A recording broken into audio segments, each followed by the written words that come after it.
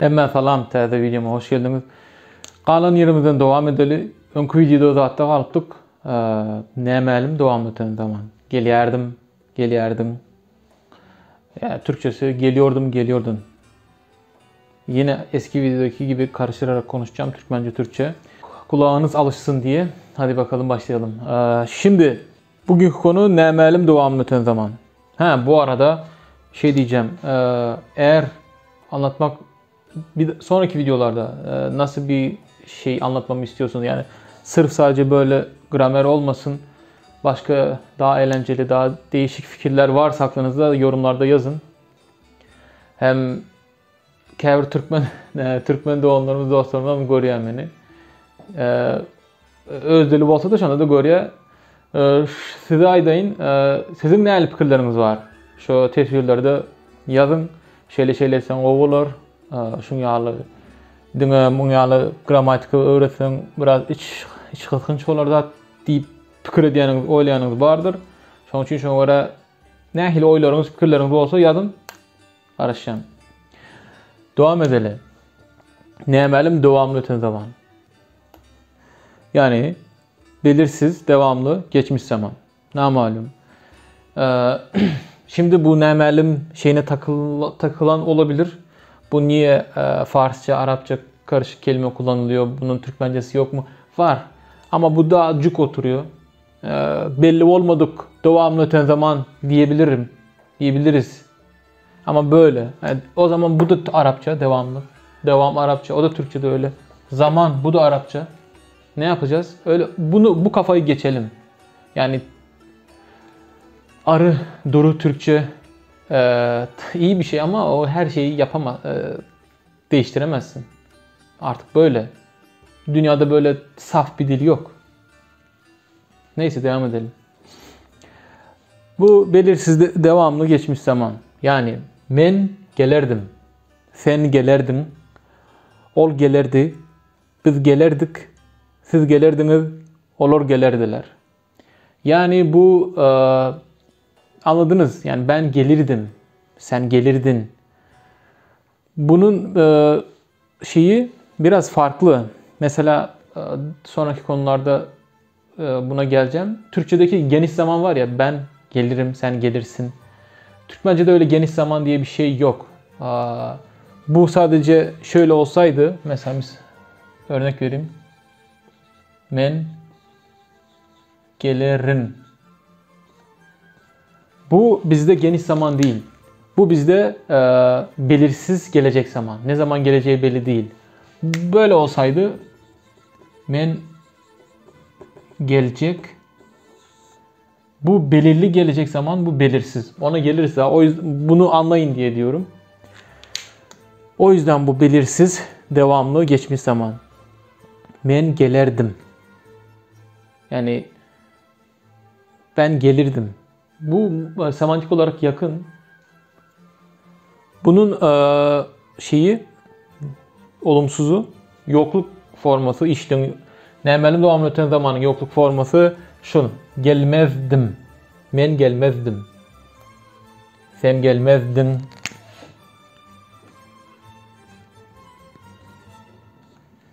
Ve bunu şöyle standart dilde böyle şöyle söyleyen de var. Men gelmezdim. Pardon, men gelmerdim. Gelmerdim diye. Bu reze şeyi var ya. Gelmezdin, gelmerdin. Ol gelmezdi. Biz gelmezdik. Siz gelmezdiniz. Olur gelmezdiler. Bunun böyle söyleyen de var şivelet. Gelmerdin, gelmerdi, gelmerdik, gelmerdiniz, gelmerdiler. Bunun Türkçesi ne olurdu? Ben gelmezdim. Gelmezdin. Hemen hemen aynı. Sadece biraz sizde ne yok. Burada da farklı öyle. Sorusu da aynı yani. Önceki videoda söylemiştim. Bitişik yazılıyor. Ayrı yazılmıyor. Unutmayın. Men gelerdim mi? Sen gelerdin mi? Ol gelerdi mi? Biz gelerdik mi? Siz gelerdiniz mi? Olur gelerdiler mi? Şimdi önceki yorumlarda detaylar çok uzatmış videoyu diyor. Ben böyle telaffuzu, fonetiği anlatamam. Mesela bizde bu G'nin okunuş bizde farklı demiştim. i'ler farklı biraz. Bunları ben söylemesem, buradaki e de açık değil, kapalı bizde. Açık kısa açık yok, yok bizde. Bunu ben söylemesem biri gelir okur, men gelerdim der. Öyle bir telaffuz yok Türkmençe'de. Eminim bunu bir Türkiye'den ya da Azerbaycan'dan birini okutun hiçbir şey söylemeden. Men gelerdim, sen gelerdin, ol gelerdi der. Yani biliyorum. Öyle değil. Bu yüzden ben ayrıntılara takılıyorum. Men gelerdim, sen gelerdin. Bak gelerdin. Yani gelerdin değil. İyi biraz şeyde bize merkezi. Ol gelerdi, biz gelerdik. Siz gelerdiniz. Şu men diye okumayın hiçbir zaman. Men, kapalı e. Gelmezdim. Yani şu harfi gördünüz mü? Şunu Türkmence'de. Bu e, kapalı e, açık değil. Neyse devam edelim. Demin şey dedim ya, geniş zaman bizde yok diye. Aslında Türkçedeki geniş zaman da ben gelirim, sen gelirsin bir nevi gelecek zamanı anlatıyor yani. Ben yarın gelirim diyorlar ya. Benim bildiğim kadarıyla. Siz yerine yazın, yorumlarda yazın. Ben gelirim, ben yarın gelirim. Yani gelecek zaman gibi. Yani geniş zaman eşittir gelecek zaman bence. Ve o şeyi de ben şimdiden söyleyeyim. O bizim belirsiz gelecek zaman. Ne malum gelecek zaman koşulması olan şoları misal berip devam edeyim. Has ansat olur. Aların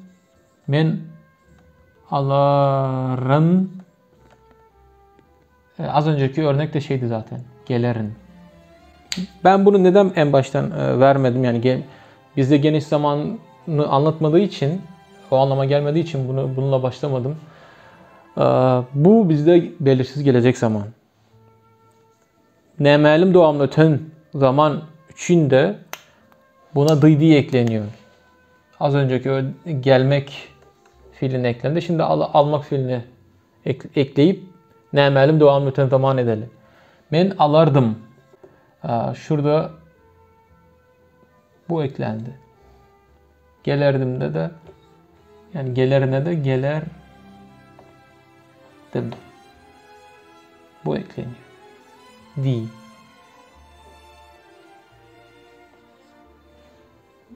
Bu yani. Ben alırdım. Sen alırdın. Alırdın. Ol alardı. Biz alardık.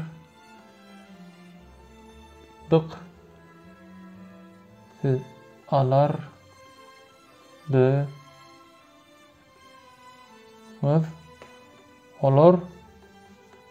Alardılar.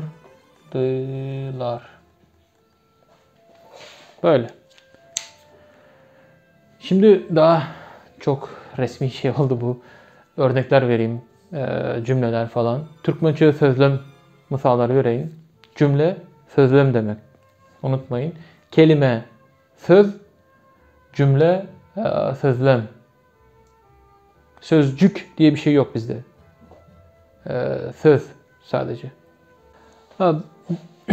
Yorumlarda şey görmüştüm. Bir arkadaş demiş günlük, Türkmence'de günlük kullanılan fiiller falan, onlara örnek verir misin diye. Verelim. Günlük ne olabilir? Mesela men her gün irden turardum. Men her gün irden turardum. Bu şey demek. Ben her gün erken kalkardım.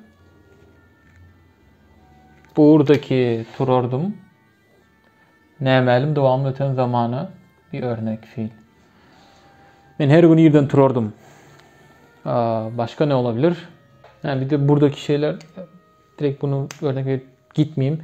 Ben biliyorsun her gün Türkçe'de de her gün. Bizde her gün irden turardum. İr uzun i ile ir erken demek. birden, erkenden. Turordum. Turmak, kalkmak. Turordum. Buradaki ağır zaten nämelim gelecek zaman koşulması. Dy da öten zaman koşulması. İkisi bile nämeli devam eden zaman oluyor. Fiiller, günlük fiiller mesela farklı olarak, bak şunlar buradan şey vereyim. Turmak,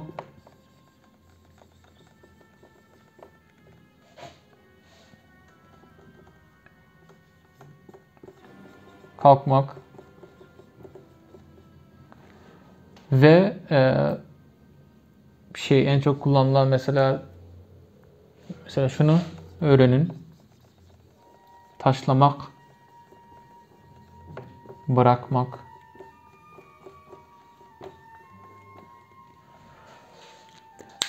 Zaten Türkçe'de ve Türkmence'de hiç ortak olmayan bazı fiiller ve sözcükler var. Onları arada sırada söylemem gerekiyor, doğru. Mesela bırakmak bizde hiç yok. Böyle bir fiil yok. Taşlamak diyorlar. Taşlamak. Kalkmak, turmak. Sonra şu var ama bizde kalmak. Kalmak. Bu da kalkmak. Ama turmak, mesela sabah ben erken uyandım derken, erken kalktım derken, o zaman kalmak kullanılmaz. Turmak kullanılır. Neyse, daha iyi şekilde anlatacağım şimdi örnek vererek. Turmak ile kalmak, ikisinin arasında ne fark var? Kalmak daha çok yerden yukarı yükselmek anlamda. Öyle tabirlerde kullanılıyor. Yerinden, yani Türkmence onu sözlüklerde de anlatırken anlatılıyor. Mesela kalmak, şimdi yukarı turmak, yerinden turmak, dikelmek. İkinci anlamı barha yukarılanmak, yukarı götürülmek, beygelmek. Yani yükselmek anlamda. Sonra fiyat yükselirken de bahası kalıptır, baha kaldı derler. Fiyat yükselmiş. O şimdi turmak, kalkmak,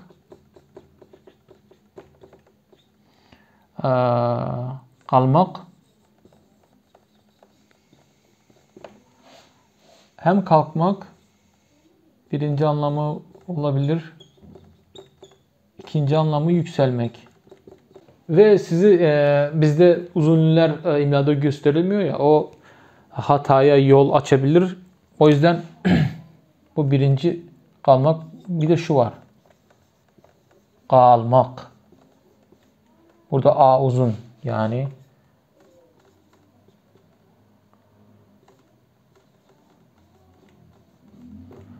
kalmak.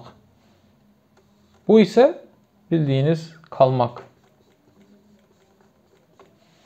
Kalmak. Ama bizde A uzun. Kalmak, kalkmak, yükselmek, kalmak, kalmak. Yani tekrar dediğim gibi bu ben okuyorum turmak, kalmak, kalmak diye. Şöyle de duyabilirsiniz bunları. Mesela ben söylerken mesela turmak şöyle çıkıyor. Turmak. Bu genelde böyle. Standart dilde, ölçülü diyalekte de böyle. Bu da kalmak. Burada yuvarlaklaşma var. K'lar K oluyor. Ark damakta. Bu da kalmak. Evet. Hatta bu G'yi tam IP'ye göre yazdığım zaman